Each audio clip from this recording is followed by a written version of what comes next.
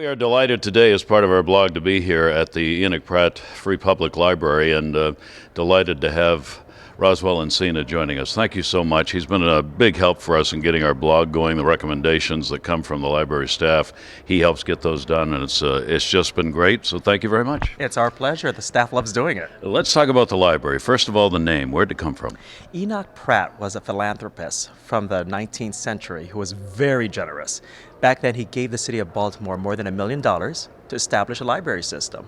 And, imagine $1 million back then was a huge donation. He just wanted to make sure the library was free for all. No matter where you came from or whatever race you were welcome to the public library in Baltimore. And during that time, could you imagine, in the late 1800s, that was a big deal. Wow. Now, this library, it's absolutely beautiful. If you've not been here, you have to come down to see this.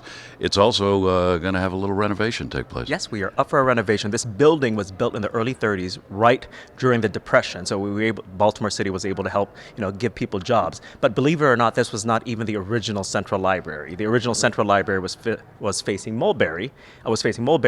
And it was demolished to put this one up. Wow. But it's been more than 80 years. Like any other, renovation if you have at your house, this one definitely needs it. All right, we talk about books and libraries in this current day and age with all that goes on online and stuff. Are people reading? Oh, we hope so. People are reading. People may think because of their iPhones and their tablets, people are just not reading as much. But we're encouraging people to read as much as you want. If you want the traditional book or you want an ebook, we have it for you. And the good news is people are reading. There was a study actually that came out that most millennials still prefer an actual book than an ebook. Getting a library card, how do you do it? Oh, it's very simple. Just come over to any branch and we'll sign you up. We encourage you to have one. And I do. I've had one since I've been in Baltimore doing games. All right, now I got to ask you, because this is what we do, and I haven't prepared him for this, so it's really going to be off the top. Favorite book? If somebody said, what do you like? It's The Amazing Adventures of Cavalier and Clay by Michael Chabon. Very good. He's originally from Colombia, but he lives in California now. Wow. And why? What about the book?